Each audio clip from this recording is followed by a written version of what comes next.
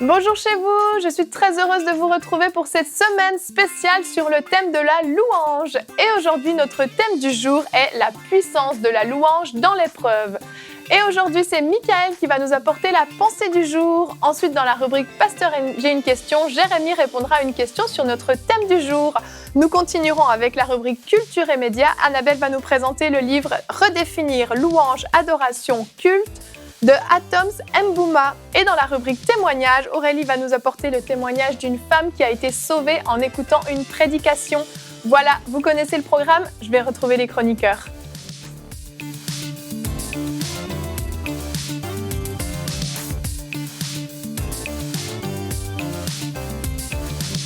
Bonjour à tous. Bonjour. Comment allez-vous dans cette super semaine spéciale louange? On va super bien. Est-ce que vous voulez chanter pour commencer? J'aimerais bien, mais je ne veux pas faire fuir les téléspectateurs. D'accord. Donc, nous allons nous abstenir de chanter. Effectivement, cette semaine, c'est une semaine spéciale. Dans Bonjour chez vous, habituellement, on a un thème par jour. Mais là, on a un thème spécial pour toute la semaine. Donc, un thème sur la louange que je vous invite à suivre toutes les émissions. Ça va être vraiment une semaine formidable avec plusieurs invités.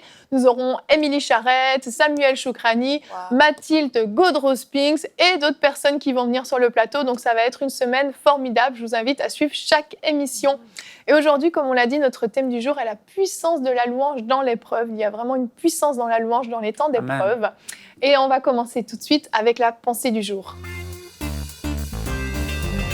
La pensée du jour que j'aimerais vous apporter aujourd'hui, je l'ai intitulée « Mets-tu ton focus sur Dieu ou sur l'épreuve ?» On va lire ensemble donc le psaume 34, verset 6, où le roi David dit « Quand on tourne vers lui les regards, on est rayonnant de joie. » Et ici, le roi David ne parle pas des regards physiques, des yeux physiques, où on lève les yeux vers le ciel et on regarde Dieu, mais il parle des yeux du cœur, du regard intérieur, c'est-à-dire de vos pensées.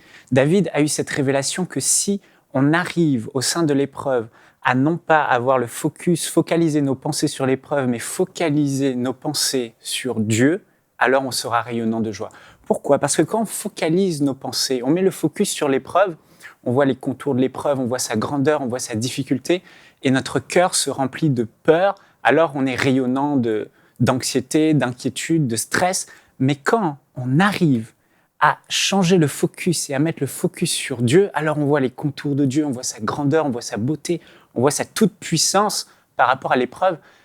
Il est tellement plus grand, et là notre cœur est rempli de foi, et parce que notre cœur est rempli de foi, on sait que Dieu va venir nous délivrer, alors on est rayonnant de joie, etc.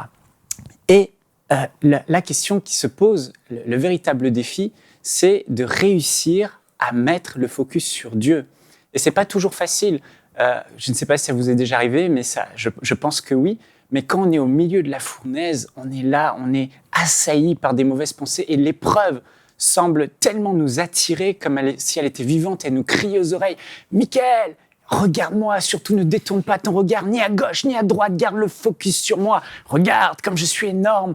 Tu vas te retrouver à la rue, tu vas perdre ton travail, cette maladie va te tuer, tu resteras seul toute ta vie. » L'épreuve nous parle, elle est là et elle dit « Surtout, garde le focus sur moi. » Et on essaye d'aller prier, on prie « Seigneur » et tout de suite on commence à faire quelques phrases et tout de suite les pensées mauvaises commencent à venir nous assaillir, à remplir et le focus revient sur l'épreuve constamment. Mais on voit que David, c'est particulier avec lui, il avait un secret. David a souffert certainement plus que nous tous. Et ce psaume qu'il a écrit d'ailleurs, que je viens de lire, 34, il l'a dit dans les 7 années les plus dures de sa vie où il fuyait ses ennemis. Et la plupart de ces psaumes, ce qui est curieux avec David, c'est qu'il commence avec des larmes, avec de la peur, avec de l'angoisse, du stress. Et il finit ces psaumes avec des chants d'allégresse, de la foi dans le cœur et le visage rayonnant. Alors il commence par exemple « Jusque à quand aurais-je des soucis dans mon âme avec du chagrin dans mon cœur ?» Et il commence à crier à Dieu, à pleurer devant Dieu. Et le même psaume, quelques lignes plus tard, il finit « J'ai confiance en ta bonté, la joie remplit mon cœur à cause de ton grand salut. Ô Éternel, tu m'as comblé de tes bienfaits. » Il commence par la peur, il finit par la foi. Son cœur commence avec la peur parce qu'il a le focus sur l'épreuve, mais il a eu un secret, il a réussi en quelques minutes à passer d'un cœur qui avait peur à un cœur rempli de foi. Il a réussi à détourner son focus de l'épreuve et à le fixer sur le Seigneur, a fixé ses regards, les pensées de son cœur sur le Seigneur. Qu'est-ce qu'il a fait? Son grand secret à David, c'était qu'entre le début et la fin, il a passé du temps à louer et à adorer le Seigneur. Il a loué le Seigneur disant « Seigneur, tu es grand. Seigneur, voilà ce que tu as fait dans ma vie. Voilà ce que tu as fait dans le peuple d'Israël. Voilà comment tu es puissant et tout-puissant et grand. » Et il a commencé à adorer pour celui que tu es. Tu es fidèle, tu es bon. Et en ayant le focus sur le Seigneur, il a vu à quel point il est grand. Et au lieu de parler de la grandeur de son épreuve, il a commencé à parler à son épreuve de la grandeur de son Dieu. Et là, c'est extraordinaire. Et on voit que Paul et Silas, dans la prison, c'était pareil. Ils ont chassé un démon d'une dame, les gens n'étaient pas contents, ils ont frappé Paul et Silas. La Bible dit, ils les ont, dans Acte 16, ils les ont rués de coups, ils ont déchiré leurs vêtements, ils les ont frappés de verges dans le dos. Imaginez-vous, et ils les ont jetés en prison. Imaginez-vous dans quel état ils pouvaient être au milieu d'une telle fournaise, une épreuve bien plus difficile que nous. Qu'est-ce qu'ils vont devenir? Est-ce qu'ils vont nous tuer demain? Est-ce qu'on va rester longtemps dans cette prison? Tellement de l'épreuve parlait. Mais eux, au milieu de cette épreuve, ils ont choisi au milieu de la nuit, Acte 16, 25 dit, vers le milieu de la nuit, Paul et Silas priaient et chantaient les louanges de Dieu. Et les prisonniers les entendaient tout à coup. Il se fit un grand tremblement de terre, en sorte que tous les fondements de la prison se sont ébranlés. Au même instant, toutes les portes s'ouvrirent et les liens de tous les prisonniers furent rompus. Alléluia, il n'y a rien d'aussi puissant que la louange et l'adoration, parce que la louange et l'adoration, il y a une puissance là-dedans. Et quand on commence à le faire, tout à coup, l'épreuve commence à se taire, le focus commence à passer de l'épreuve et à se mettre sur Dieu. On voit les contours de Dieu, on voit sa grandeur, notre cœur se remplit de foi. Et parce qu'ils ont eu foi dans cette prison, le Seigneur est venu les délivrer. Et j'aimerais pour finir vous encourager à apprendre des chants par cœur, des chants qui vous transportent, des chants où vous commencez à chanter ces paroles et vous êtes transporté dans la présence de Dieu, votre cœur se remplit de foi. Et beaucoup de gens ne connaissent plus de chants. Et si vous êtes comme moi j'ai un problème avec les chants modernes. Ils sont trop sophistiqués, on a l'impression qu'on ne peut plus les chanter sans instrument. Les notes partent dans tous les sens. Alors moi, je vous encourage, soyez comme moi, retournez au bon vieux chant de Pentecôte. Et il y en a un que j'aimerais vous chanter, le psaume 60. Le psaume 60 qui dit « Avec Dieu, nous ferons des exploits, car c'est lui, au milieu de l'épreuve, qui écrase l'ennemi. Nous chantons et crions la victoire. Elle est à nous, la victoire. Christ est roi !» Mais vous rigolez, mais je le chante, ce chant. Et quand vous le chantez... Oh, merci la régie. Plus fort, plus fort. De l'ennemi, chantons et crions la victoire. Christ est roi. Michael met le feu sur le plateau. A gagné le combat et libéré son peuple. Sa parole a vaincu l'ennemi. La terre entière verra qu'avec Dieu, tu feras des exploits, car c'est lui seul qui écrase l'ennemi. Chantons et crions la victoire. Christ est roi. Alléluia. C'est la meilleure pensée qu'il y a jamais eu à Bonjour chez vous. Incroyable. Mais c'est quand on commence à chanter ce genre de chant que notre cœur se remplit de joie, d'allégresse. Parce que en Christ, nous avons la victoire. Il est roi. Alléluia. La question, Michael, c'est quand vas-tu sortir ton album? Bientôt, bientôt. Ah, gloire à Dieu. Si vous avez aimé l'interprétation de Michael, vous allez pouvoir le retrouver très prochainement dans Hosanna. Gwen, si tu nous regardes, il faut l'inviter. Là, tu es en train de détourner les gens du bon focus. Je chante le psaume 60 avec des paroles glorieuses. Avec Dieu, nous ferons des exploits et vous vous moquez de moi. Ah non, pas du tout. Absolument On est pas. dans la joie. Pas du tout. Sincère. Merci Michael pour cette pensée autant musique que j'ai envie de dire. Je dis amen à ce que tu viens de dire. Et c'est vrai, vraiment, il y a une puissance dans la louange quand on est au fond du trou. Mais le problème, c'est souvent qu'on n'arrive pas à commencer à rentrer dans cette louange et dans cette adoration. Parce que comme tu le dis, les pensées viennent et nous bombardent et nous bombardent. Et on a beau essayer de se connecter à Dieu, c'est vraiment difficile. Et puis on va commencer tout de suite en regardant le sondage parce que justement, on a demandé à vous, très chers téléspectateurs, on vous a demandé, lorsque vous passez par une épreuve, avez-vous de la facilité à louer Dieu? Et vous avez été 34% à dire oui, la louange est toujours dans mon cœur. Annabelle, tu as sûrement un commentaire. Félicitations. 52% en fonction de la difficulté de l'épreuve, ça me demande un effort. Et 14%, non, je n'arrive pas à entrer dans la louange. On voit que c'est quand même difficile pour la plupart des gens. Et puis, c'est notre cas à tous, on l'a déjà tous vécu. C'est vraiment difficile. Ça demande un effort et ça demande au départ, commencer à dire des choses dont on n'est même pas forcément convaincu, en fait. À ce moment-là, on commence à déclarer la grandeur de Dieu, alors qu'au fond, on a l'impression que, comme tu dis, on va mourir, tout est fini, c'est la fin pour nous. Mais on commence à dire des choses qu'on ne ressent pas, qu'on ne voit pas. Est-ce que vous avez déjà vécu des situations similaires, Annabelle? Oui, mais je voudrais juste rebondir par rapport à l'intervention de Mickaël. C'est que en effet, on dit des choses qu'on ne ressent pas du tout et quelquefois de les chanter, de chanter des cantiques connus, des cantiques classiques, des cantiques classiques, ça peut aider parce que c'est pas de notre propre inspiration. On va juste chanter ce chant qui est connu, ça fait des années qu'on l'entend et puis d'un seul coup ça va éveiller quelque chose en nous, ça va activer quelque chose et on a besoin quelquefois de support. Ça semble pas spirituel, on se dit il faudrait que ça vienne de moi, il faudrait que je crée mon propre cantique, mon propre hymne, mais il n'y a rien de mal à reprendre un cantique, un chant qui nous parle, qui va élever Dieu, et puis de pouvoir juste le dire avec Mickaël maintenant. Et oui, en fait, moi, une fois, il y a une personne de mon entourage qui avait fait une tentative de suicide, et dans des circonstances vraiment sombres. Et en fait, sur le coup, j'ai été triste et j'ai eu de la peine, j'ai eu du chagrin. Et je me suis dit, je savais que c'était pas Dieu qui avait fait ça, etc.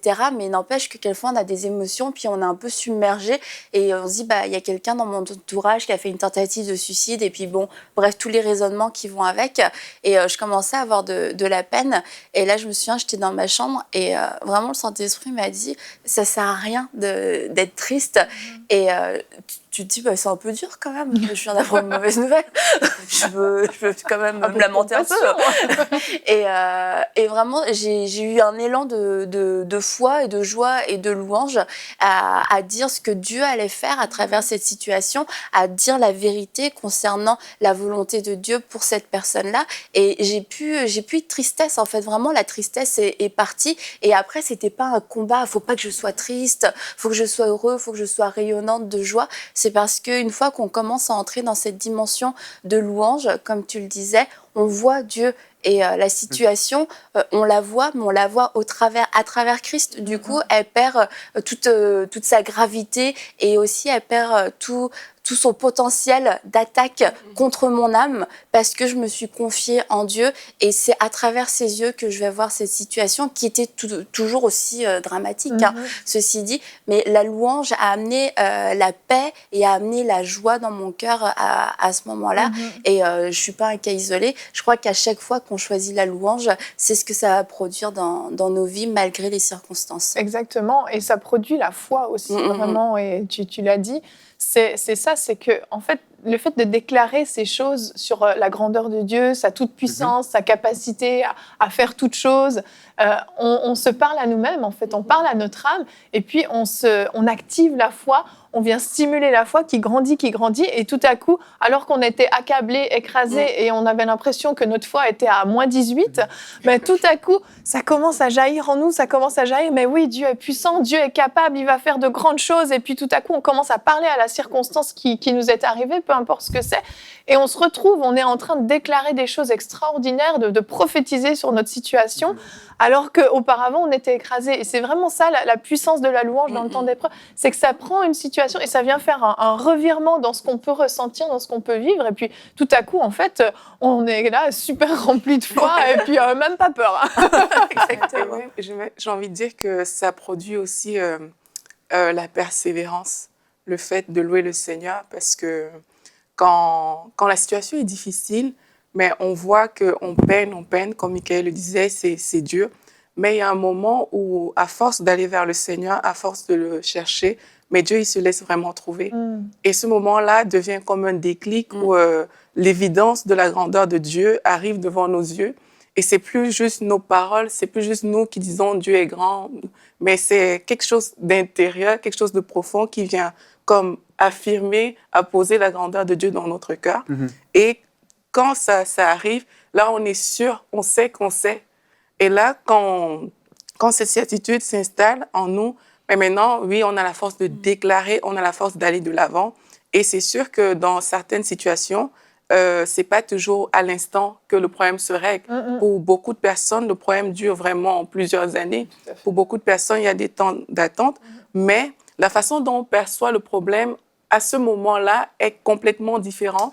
Et c'est ça qui nous permet d'avancer avec foi, comme tu disais, mais vraiment en persévérant aussi dans la présence de Dieu. On sait que, OK, même quand on reçoit des mauvaises nouvelles, parce que quand on loue, ça ne veut pas dire que demain, c'est bon, tout va bien. Peut-être dans la situation, il y aura encore des mauvaises nouvelles qui vont arriver. Mais là, ça nous donne la capacité de prendre cette mauvaise nouvelle et de dire, écoute, moi, je me rappelle, là, en parlant, j'avais eu un problème quand j'étais en Belgique où on m'avait retiré mes papiers. Et je suis allée avec foi et tout, je priais. Et puis, à un moment, j'ai eu ce déclic où Dieu m'avait, à travers sa parole, montré que, mais en fait, on ne peut pas te retirer tes papiers comme ça. Tu as posé tes pieds sur ce territoire, ça t'appartient. Et là, j'étais, OK, Seigneur. Et puis, j'ai reçu une nouvelle qui, à mes yeux humains, était comme le clou qui m'enfonçait. On m'avait dit, en fait, tu as été comme radié, quelque chose comme ça. Et quand je l'ai reçu, mais là, je suis allée, j'ai dit, puisque ma foi, c'était comme forgée. Et là, cette nouvelle, je l'ai prise, j'ai dit, j'annule ce verdict-là, pas par ma force, mais parce que le Dieu que je sers m'a donné cette capacité-là. Parce que je voyais Dieu vraiment, c'était pas moi. Parce que même quand je priais, je disais, Seigneur, si c'est comme moi, je sais que je suis foutue. C'est bon, c'est mort, mais je sais que c'est toi. Et quelques temps après, je vous dis, j'ai reçu des excuses même de l'État, des trucs comme ça. Ils m'ont donné, mais c'est vraiment arrivé. Et vraiment, je pense que c'est une période où j'étais vraiment au plus bas avec tout ce qui m'arrivait. Et j'ai pu voir l'intervention de Dieu, mais ça a créé vraiment en moi la persévérance parce que je sais que la situation était vraiment terrible. Et quand je rentrais, je savais, à qui j'irais de toute façon. Je n'ai que Dieu, ce n'est que lui qui peut me sortir de là. Et je voyais vraiment Dieu grand. Je le voyais élevé. Je ne chantais pas tous les jours. Je pleurais même plus que je chantais, je pense. Mais au moins, je voyais Dieu grand. Et à un moment, j'étais juste contente. Même quand je recevais des mauvaises nouvelles, il n'y avait rien qui pouvait m'ébranler. C'était comme, ça, ce n'est pas un problème pour moi. Je sais que Dieu est là parce que j'avais quelque chose en moi qui me montrait, qui me disait en fait que Dieu est là. Amen. Et moi, je pense que la louange et l'adoration produisent ce truc intérieur qui font qu'on sait que Dieu, il est là. Exactement. Oui, c'est ce que je dis. En fait, on a tous en nous la capacité d'avoir la foi. On a tous été créés avec la capacité de croire, d'avoir la foi, croire en Dieu, ou la capacité d'avoir la peur. Qu'est-ce qui va faire que la peur est générée dans un cœur ? C'est simplement quand on a le focus sur l'épreuve, nos pensées sont là et qu'on réalise les contours et les grandeurs de cette épreuve et ses conséquences, notre cœur, l'épreuve, ce focus génère la peur dans notre cœur. Mais c'est la même chose avec Dieu. Quand tu es là et que tu arrives à mettre les focus de tes pensées sur le Seigneur, comme tu dis, tu réalises sa grandeur, ses contours, ça génère en toi la foi. Elle est là. Et c'est cette incapacité à pouvoir mettre le focus sur Dieu dans l'épreuve qui est problématique. Et c'est la louange et l'adoration qui le règle. Et c'est vraiment important, très important, parce que louer avec des mauvaises paroles, ça ne produit rien. Les paroles sont les choses les plus importantes dans la louange. Le chant que tu chantes, parce que c'est ça que ton cœur va entendre. C'est ça les contours de Dieu qui vont être dessinés dans ton cœur. Si tu dis, avec Dieu, nous ferons des exploits. Oui, je vais faire des exploits avec Dieu parce que Dieu est un Dieu extraordinaire. Non. Merci. Et là, tu réalises que le Dieu est capable de tout et tu repenses à sa grandeur et tout ça. Et ton cœur, là, il y a ce déclic à cause des paroles. Exactement. Mais si on est là et qu'on chante des chants qui n'inspirent pas, des paroles qui ne sont pas inspirantes, c'est sûr.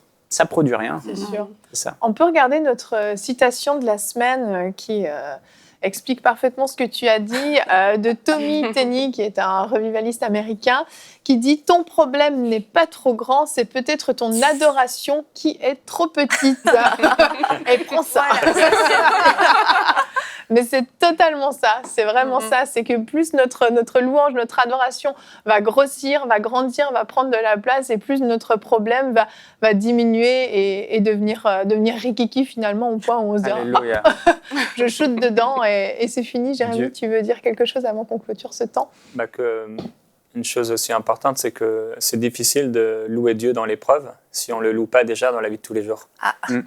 Donc c'est Bon point. important, si on veut être puissant dans la louange, dans l'épreuve, de le faire d'une manière quotidienne. Et Aurélie t'a parlé de persévérance.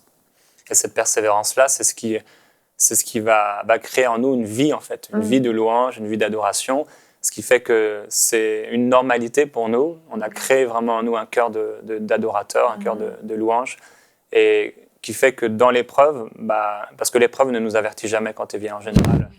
L'épreuve, il y a des signes parfois, Ouais. mais souvent on est surpris. On est surpris quand l'épreuve arrive. Elle te frappe. Elle te frappe comme ça sans prévenir. Mais même sans être prévenu, si tu as déjà une vie de louange, un cœur d'adorateur, c'est beaucoup plus facile de pouvoir louer Dieu. Quand l'épreuve commence même à arriver, tu commences à voir ses marques, à voir quelques signes. Tu es en train de louer, tu es en train d'adorer. En fait, tu empêches l'ennemi aussi de pouvoir s'approcher toujours plus de toi. Donc c'est simplement dire cette mention que c'est difficile de louer Dieu dans l'épreuve quand on ne le loue pas en fait dans la vie de tous les jours. Donc c'est important avec des chants de louange comme Michael a pu chanter, et ça apporte de la joie, de créer en nous vraiment cette vie de louange et d'adoration et pas attendre. C'est comme avec la guérison divine, c'est difficile de créer la foi quand on est là dans la maladie. Il faut la créer en dehors, dans la vie de tous les jours. Exactement, surtout que quand on a laissé les pensées venir s'installer en nous et venir vraiment nous dominer, c'est beaucoup plus difficile après de les faire partir. Donc c'est ça, si on a déjà cette atmosphère de louange en nous, comme tu dis, les pensées sont directement balayées. Et pour terminer, si vous avez besoin d'inspiration, on va regarder le verset du jour aujourd'hui, qui est bien entendu un psaume, le psaume 104 au verset 1. Et là, David dit « Mon âme bénit l'Éternel, l'Éternel mon Dieu, tu es infiniment grand, tu es revêtu d'éclat, de magnificence. » Et puis vous pouvez continuer à le lire à la maison. C'est ça, on commence par des chants peut-être connus, qu'on connaît par cœur, mais après on finit toujours par un cantique nouveau, des chants inspirés. C'est ça. Après, ça coule de nous. Au départ, il faut forcer, mais après, ça coule. Et puis, ça petite chose qui peut aider les gens, pour terminer, c'est de mettre des chants, en fait, mais tous les jours. Parce qu'il y a parfois des gens, ils ne pensent pas en fait, à mettre de la louange à la maison. Bon, il y a l'émission Hosanna, mais il y a plein d'autres choses aussi qui existent. Et moi, personnellement, c'est ce qui m'aide. Tous les jours, il y a un moment où je vais écouter des chants d'adoration ou tu baignes dans une atmosphère de louange. C'est vraiment baigner, créer une atmosphère de louange à la maison. Et ça nous aide beaucoup. Exactement. Et on va rester avec toi, Jérémy. Gloire à Dieu. Parce que nous avons une question dans la rubrique Pasteur, j'ai une question de Valère du Cameroun. Un frère à toi, Aurélie. Ouais. Tu le connais, Aurélie? Je ne pense pas. Non, tu ne le connais pas. Bon, Valère, en tout cas, si vous nous regardez, vous avez posé la question « Que signifie rendre des actions de grâce ?» Une bonne question, c'est quoi des actions de grâce, Jérémy? Et comment on rend des actions de grâce? Pourquoi rend-on des actions de grâce? Alors Valère, c'est une bonne question. C'est une question assez simple. Que signifie rendre des actions de grâce? On peut voir dans l'Ancien Testament, dans le Nouveau Testament, c'est quelque chose que les gens faisaient facilement, régulièrement. Et dans l'Ancien Testament, c'était beaucoup attaché en fait au sacrifice d'action de grâce. Donc constamment, il y avait le sacrifice d'action de grâce qui était souvent aussi relié avec les holocaustes. L'holocauste, c'était un sacrifice qu'on offrait, qui était complet, donc tout était consumé. Mais après aussi, il y avait ce sacrifice d'action de grâce qu'on apportait comme une reconnaissance à Dieu. Donc les gens venaient, ils apportaient leur sacrifice, etc., d'une manière très physique. Maintenant, dans le Nouveau Testament, c'est différent, même si on peut aussi rendre des actions de grâce avec des offrandes. On peut remercier Dieu avec une action de grâce, l'honorer, l'adorer. Donc, dans l'Ancien Testament, pour ceux qui aiment, il y a les Strong sur Enseigne-moi, c'est intéressant de pouvoir, quand vous faites des recherches, action de grâce, moi je vais simplement regarder action de grâce, ça nous donne le mot, et tous les versets qui utilisent ce terme-là. Donc, Valère, vous pourriez à la maison, quand vous avez une question sur un mot ou sur un sujet, étudier à travers la Bible, en fait, sur Enseigne-moi, le mot, et regarder tous les versets qui utilisent ce mot-là, et ça nous aide à comprendre la signification. D'envoyer leur question, c'est ça? Non, pas au lieu, mais des fois, ça nous aide. Et dans l'Ancien Testament, c'est une offrande de paix, une récompense, un sacrifice pour l'alliance ou pour l'amitié, ou encore un sacrifice volontaire de remerciement. Ça, c'est l'Ancien Testament. Dans le Nouveau Testament, c'est toujours la même notion, c'est la reconnaissance, le remerciement et la gratitude. Et pour comprendre qu'est-ce que signifie l'action de grâce, on va voir plusieurs passages dans la parole de Dieu. Dans Luc au chapitre 24, au verset 30, quand Jésus va ressusciter, il est écrit à un moment, il prit du pain et après avoir rendu grâce, il le rompit et leur donna. Alors leurs yeux s'ouvrirent. Donc c'était les deux frères qui étaient là avec le Seigneur Jésus. Quand ils ont vu Jésus rompre le pain et rendre grâce, tout de suite, ils ont reconnu que c'était le Seigneur. Parce qu'en fait, en réalité, ça arrive parfois quand on mange avec des gens qui ne connaissent pas le Seigneur, on les voit manger, et des fois, ça m'a surpris, surtout quand elle a plein de louanges à Dieu, tu vois la personne et mange, et comme si, en fait, personne ne lui avait donné ça, en fait. Personne ne lui a donné la grâce de pouvoir manger. La personne ne reconnaît pas que ce plat qu'elle mange, c'est une grâce de Dieu. C'est Dieu qui lui l'a donné. Et en fait, cette personne devrait être reconnaissante à Dieu. Ici, Jésus avait dans sa vie une habitude, c'est que quoi qu'il faisait, il rendait grâce à Dieu. Et c'était une des choses qui a fait que ces disciples-là, ces personnes, ont pu reconnaître le Seigneur Jésus. C'est parce que en rompant le pain, il a commencé à rendre grâce à Dieu. Ils se sont dit, ouais, ça nous rappelle quelqu'un qui faisait ça, c'était le Seigneur Jésus. Et là, leurs yeux se sont ouverts. Il y a d'autres passages dans Jean chapitre 11 au verset 41. Jésus va se retrouver devant le tombeau, la pierre qui était là de Lazare. Il est écrit, ils ôtèrent la pierre et Jésus, levant les yeux en haut, il va commencer à dire, Père, je te rends grâce de ce que tu m'as exaucé. Et ça nous apprend quelque chose sur l'action de grâce, c'est qu'on la donne avant même de voir l'exaucement physique de notre question, de notre demande, parce que l'action de grâce peut venir aussi avec des moments de prière. Les apôtres, entre autres l'apôtre Paul, enseignera souvent sur ça, et dira persévérer dans la prière, mais veillez-y avec action de grâce. Et si on voit Jésus, il est plein d'assurance, mais il ne voit pas encore la réalité de sa prière. Il dit, Père, je te loue de ce que tu m'exauces toujours, mais aussi après, il va rendre grâce à Dieu. Il rend grâce à Dieu avant même que Lazare puisse sortir. Et si on ne marche pas par la foi, on va attendre que Lazare sorte pour commencer à louer Dieu.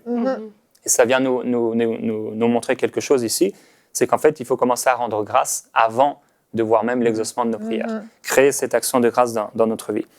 On prie, donc, mais pas seulement. On voit l'apôtre Paul plusieurs fois, il dit par exemple dans Éphésiens chapitre 1 au verset 16, « Je ne cesse de faire mention de vous dans mes prières, mais aussi avec action de grâce. Je ne cesse de rendre grâce pour vous dans mes prières, quand je prie pour vous. » Dans Éphésiens 5:20, il dit « Rendez continuellement grâce pour toutes choses à Dieu le Père. » Pour toutes choses. Donc... J'allais en faire mention, justement. On comprend bien sûr que c'est toute chose qui nous vient de Dieu. On va rendre grâce pour toute chose. La Bible dit que Dieu, c'est le Père de toute grâce, tout don parfait, tout cadeau nous vient de Dieu. Donc on rend grâce pour toute chose, bien sûr, qui nous vient de Dieu. On ne va pas rendre grâce pour les choses qui nous viennent de Satan. Donc effectivement, tu me partageais de répondre à cette question, est-ce qu'on va rendre grâce à Dieu pour la maladie, pour la malédiction de la loi, pour les accidents, bien sûr que non. Mais par contre, au sein de ces épreuves et de ces difficultés, et parfois de ces attaques sataniques, on peut rendre grâce à Dieu. On rend grâce pour son intervention. Voilà. Merci Evelyne. Je sens que tu peux apporter... tu as peur que je ne réponde pas bien? Non, mais effectivement, non, le temps passe. Tu as raison, on rend grâce à Dieu pour ça. Dernier exemple, dans 1 Corinthiens chapitre 14, verset 17, on voit que la prière en langue aussi, quand on prie en langue, on va rendre des excellentes actions de grâce à Dieu. Donc c'est une chose, on a parlé des chants de louange, mais aussi on peut commencer à chanter en langue, à prier en langue, et on rend des actions de grâce à Dieu. Voilà pour terminer, puisque le temps m'est compté, Evelyne. Merci Jérémy pour cette excellente réponse. Valère, vous avez eu votre réponse. Rendre des actions de grâce, en fait, c'est dire merci. Tu aurais juste pu dire ça, Jérémy. Effectivement, être reconnaissant. Merci Jérémy. On va continuer tout de suite avec la rubrique Culture et médias. Annabelle, aujourd'hui, tu vas nous présenter le livre de Atoms Mbouma. C'est ça. Est-ce que je l'ai bien dit? Bouma. Boom. Atoms. Atoms. Oui. Qui est Atoms déjà Atoms, vous le connaissez sûrement parce qu'il fait partie du groupe Gaël. Actuellement, c'est le coordinateur du groupe Gaël qui a fait ce fameux chant Shiloh qui a été vu plus de 7 millions de fois sur YouTube. Donc, c'est certain que vous en faites partie des 7 millions, j'imagine. Absolument, magnifique. Atoms, en fait, pour résumer un peu, parce qu'il fait beaucoup de choses, est pasteur de l'église Philia-Cité d'Exaucement, cofondateur et musicien à Le Culte, et coordinateur du groupe Adorons l'Éternel Gaël et headmaster de Rhema Worship School et conducteur de culte. Et c'est le mari aussi de Nadège Mbouma. Qui est vraiment super. Qui est super. Jérémy l'a rencontré il y a dans quelques une conférence temps. Et je lui ai demandé de me chanter Shiloh. Et il m'a chanté, c'était merveilleux. Ah oui? Ah ouais. Pendant le temps de ministère? Non, dans un repas. En aparté? Ah ouais. Oh, wow. Wow.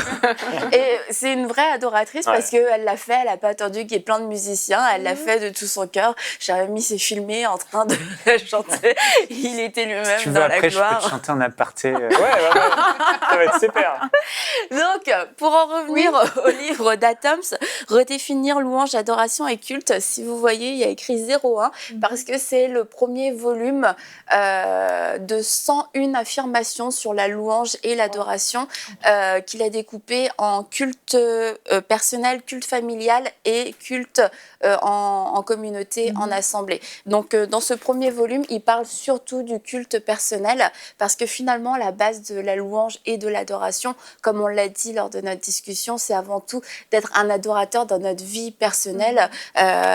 Lui, il fait partie d'un groupe, il chante, etc. Ses vidéos ont été vues des millions de fois, mais il met vraiment l'accent sur le fait qu'il a un culte personnel et il nous dit dans son livre que il faut rechercher le temps favorable pour ce culte personnel, pour avoir ces moments de louange et d'adoration et développer du coup notre cœur d'adorateur. Il dit ce temps favorable est un demande à sacrifice, il doit être protégé et c'est aussi un temps saisonnier. Et je vous donne ces quelques points pour vous montrer que c'est très pratique. Il donne vraiment des points très pratiques. Voilà, je vous donne pas des heures précises dans la journée où vous devez prier, vous devez chanter telle chose, vous devez faire ci et ça. C'est chercher le temps favorable, demander au Saint-Esprit quel est le temps favorable dans votre journée et que vous devez absolument le rechercher parce qu'il ne va pas s'imposer à vous et on doit faire en sorte de pouvoir ne pas le manquer. Et il y a un point aussi dans une affirmation qu'il donne, c'est par rapport au prophétique. Alors on ne fait pas forcément le lien entre l'adoration et le prophétique, notre vie d'adorateur, mais il dit l'adorateur n'est pas toujours prophète, mais il est inévitablement prophétique, parce que dans l'intimité de la présence de Dieu, nous l'entendons nous parler comme des frères, des amis, et nous dit ce qu'il y a dans son cœur. Il en est ainsi de certains détails de la journée, quand on a eu le temps de parler la veille avec Dieu. Il nous partage les pensées de son cœur, il nous fait voir ses projets, et même ceux de l'ennemi, alors on vit avec précision. Et ça, c'est vrai, c'est quelque chose qui va découler de notre vie d'adoration et de louange, c'est que Dieu va pouvoir nous communiquer des secrets, va pouvoir nous communiquer des indications et on va pas être surpris par la vie et on va peut-être être moins surpris par l'épreuve parce qu'on va être fortifié, à la fois fortifié, mais aussi averti parce que on a une oreille qui est disponible et Dieu va nous parler, Dieu veut nous parler. Et pour terminer, parce que je trouvais ça sympa quand même d'en parler. Il parle de la louange et l'adoration, comment elle peut prendre forme de manière physique. Sachez que Dieu ne vous demandera jamais ce qu'il ne vous a pas donné. Apprenons à louer Dieu comme il le veut, car c'est le seul moyen de lui plaire. Obéissons à ses commandements sur sa célébration. Il veut qu'on publie ses merveilles, qu'on l'acclame, qu'on lève nos mains, qu'on fasse couler les larmes, qu'on se prosterne, qu'on exprime dans notre corps un sentiment intérieur provoqué par un Dieu qui est digne. Louons-le comme il le faut et louons-le comme il le veut. Donc, vous voyez, dans ce premier volume, il y a 25 affirmations sur la louange et l'adoration. C'est des vérités qui sont à la fois profondes et pratiques et ça va amener des révélations dans chacune de nos vies et aussi nous aider à mettre en place cet environnement propice pour développer une vie d'adoration et de louange au quotidien. Et donc, le livre est disponible à 15 € sur louange.store avec Atoms. Boum. Voilà. Merci Annabelle pour ce super bon livre que tu recommandes aujourd'hui. Merci beaucoup. On va continuer avec la rubrique témoignages. Aurélie, aujourd'hui, tu as un témoignage d'une femme qui a choisi de témoigner de manière anonyme, Oui, mais qui a exactement. vécu quelque chose de très grand avec un grand Dieu. Exactement, c'est une femme de 30 ans qui vit en Italie et elle nous explique dans son témoignage qu'elle est mariée, elle est la mère d'une petite fille et elle parle plus ou moins de sa vie et elle dit qu'elle était arrivée à un point dans son mariage où elle dit « J'étais une femme insensée, insolente, impudique. J'ai eu à avorter 5 fois, une femme adultère et je justifiais cela par le fait que mon époux ne me comblait pas d'amour, de bonheur. » Elle dit qu'elle allait quand même à l'église, mais elle vivait vraiment une vie de péché. Elle avait des pensées suicidaires, elle voulait se tuer et puis elle voulait tuer sa fille parce que elle disait que la fille, c'était l'auteur de tous ses malheurs. C'est ce qu'elle considérait. Wow. Et bref, dans son histoire, on comprend qu'elle n'était tout simplement pas sauvée parce que, oui, elle avait une vie d'église, elle dit, depuis toute petite, mais tout ce qu'elle faisait à côté montrait clairement qu'elle ne connaissait pas le Seigneur et elle vivait cette vie-là loin de Dieu, quand bien même elle continuait à aller à l'église. Et alors, elle nous raconte que une fois dans sa chambre, elle est tombée sur une prédication YouTube d'une vidéo. Elle ne précise pas exactement quelle est cette vidéo, mais elle nous remercie, elle remercie le site Enseignement, Andro. Elle dit qu'elle est tombée sur une prédication et là, pendant la prédication, elle a été tellement touchée, c'est comme son état a été révélé. Elle a tellement pleuré, elle s'est sentie tellement mal et puis elle a vu la personne qu'elle était en fait. Elle dit que son image transparaissait au travers d'elle, la femme qu'elle était, cette femme orgueilleuse, cette femme qui ne respectait pas le Seigneur. Et là, elle dit, au travers de cette vidéo-là, elle s'est repentie sincèrement. Et depuis ce jour-là, elle dit, malgré les temps désertiques de la vie, j'ai pris la décision de changer ma vie. Ben là, ce jour-là, en fait, elle a tout simplement donné sa vie au Seigneur. Elle a accepté le Seigneur. Et elle dit, je peux aujourd'hui dire que je suis citoyenne du royaume de Dieu. Et là, elle dit, son cœur est maintenant rempli d'amour. Toutes les pensées suicidaires qu'elle avait dans le passé, ben, l'ont laissée. Et avec son mari, vu que c'était compliqué parce qu'elle était une femme adultère, et puis mais là, elle dit qu'ils sont séparés, son mari et elle. Mais elle dit même que maintenant, son cœur est tellement rempli d'amour. Son mari, qu'elle ne voulait plus entendre parler, elle dit qu'elle aime encore son mari. C'est sûr qu'ils ne sont pas encore arrivés au point de la réconciliation, mais là, Dieu a déposé vraiment son amour dans son cœur. Dieu a mis le pardon dans son cœur et sa fille, qu'elle voulait tuer avant de se tuer elle-même, ben, elle dit qu'elle aime tellement aussi cet enfant-là. Et Dieu lui a même donné la force de reprendre sa vie à main parce qu'elle n'avait pas d'emploi. Elle se disait, ben, elle vivait un peu au crochet de son mari. Et là, elle dit, Dieu m'a donné la force vraiment de reprendre ma vie à main. Je cherche à nouveau un emploi. Et même maintenant, elle marche par la foi parce qu'elle dit, le diable avait réussi à me maintenir dans une situation où j'ai un master, mais bon, je sais que je suis dans un pays où je ne vais pas trouver du travail. Elle dit, mais maintenant, elle se lève pour faire ça. Donc là, on voit comment Dieu peut changer des vies vraiment de façon radicale. On voit comment une personne qui était vraiment au bord du désespoir en arrive à avoir confiance en Dieu et à reprendre sa vie en main. Et il y a peut-être des personnes qui nous regardent aujourd'hui, on sait que le diable veut toujours nous enfoncer. On voit dans son histoire que c'est pas parce qu'on va à l'église forcément qu'on est quelqu'un qui craint le Seigneur, parce que elle allait à l'église, elle dit depuis toute petite, elle venait vers Dieu pour rechercher quelque chose. Mais là, on voit que c'est pas l'église qui fait de nous vraiment des personnes attachées à Christ. Parfois, on met nos beaux masques à l'église, mais on a une vie chaotique. À côté, on a une vie vraiment qui ne reflète pas les standards de Dieu. Et à travers des témoignages comme ça, vraiment, c'est aussi une interpellation pour plusieurs personnes de voilà, c'est pas parce qu'on vient à l'église qu'on est sauvé. Il faut qu'on aille rechercher Dieu de façon personnelle, comme cette jeune femme l'a fait. Et on va voir le vrai salut, le salut qui met en nous de l'amour, la compassion. Et c'est cette vie-là que Dieu nous appelle à vivre. Et au travers de ce témoignage, on voit encore la puissance de Dieu et la puissance de Dieu qui sauve et qui change tout simplement des vies. Ah, Amen. gloire à Dieu, quel beau témoignage, la puissance de la prédication, même au travers de la télé. Il n'y a pas de limite pour l'onction de Dieu pour venir toucher les vies. Donc, si vous aussi, vous avez des témoignages à nous partager, que le Seigneur a fait des choses extraordinaires dans vos vies, lorsque vous suiviez l'une ou l'autre de nos émissions ou des messages sur enseignement, écrivez-nous à l'adresse qui s'affiche en bas de l'écran. Partagez-nous votre témoignage. Vraiment, on a envie de savoir ce que Dieu fait dans vos vies.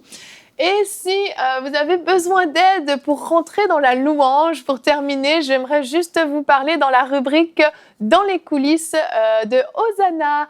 Hosanna que vous connaissez certainement bien, cette émission qui est absolument formidable. Et on va vous la présenter, vous montrer un petit peu l'envers du décor de l'émission Hosanna. Donc je vous laisse regarder. Jésus, tu es bon.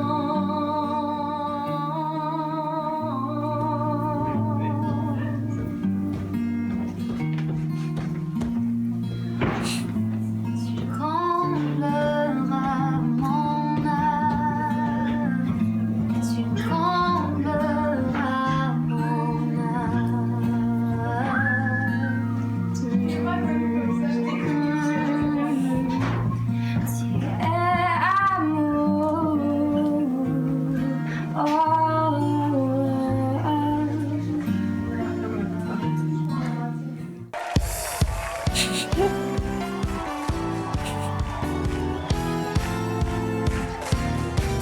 Alléluia! Nous voulons encourager quelqu'un quant à sa destinée. Combattre le bon combat, garder la foi et atteindre le but pour lequel Dieu nous a suscités. Ne se réalise pas certainement en gardant les yeux fixés sur sa condition, mais en regardant à sa position en Christ. Alors si tu es en Christ, tu es une nouvelle création. Tu es héritier et héritière d'Abraham. Et voici ce que l'Éternel dit de toi.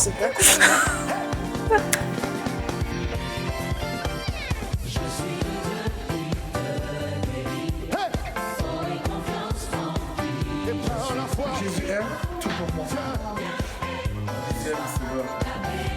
Jésus est mon meilleur ami. Jésus est tout pour moi. Où que tu ailles, où que tu sois. Mon meilleur ami.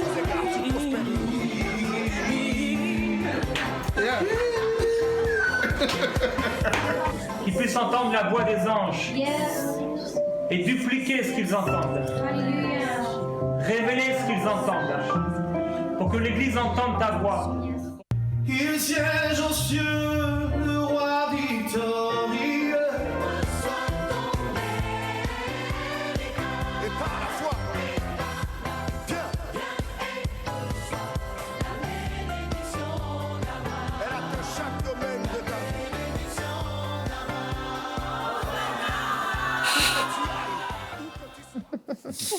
Voilà un petit peu les coulisses de l'émission Hosanna. Donc je vous invite à aller écouter Hosanna, à mettre ça en boucle chez vous. C'est vraiment des bonnes louanges en français. Les paroles s'affichent en bas de l'écran. Vous pouvez louer avec si vous avez besoin d'aide pour rentrer dans la louange. C'est un très très bon outil. Et puis, je vous rappelle vraiment la puissance de la louange dans les temps d'épreuve. Donc, peu importe par quoi vous passez, louez Dieu, fixez vos yeux sur le Seigneur, mettez le focus sur le Seigneur et non sur l'épreuve par laquelle vous passez. Le Seigneur va intervenir, c'est une certitude, il est fidèle, il vous aime et il veut intervenir dans votre situation. On vous dit à demain. Demain, nous allons rester sur notre thème de la louange. Le thème sera transformé par la louange. Et nous répondrons au sondage. Avez-vous besoin de vivre un changement dans votre caractère? Nous verrons que louange et caractère peuvent s'associer. Et oui. Et nous aurons comme invité spécial Émilie Charrette et Mathilde Gaudreau-Spinks. Voilà, je vous dis à demain et bonjour chez vous.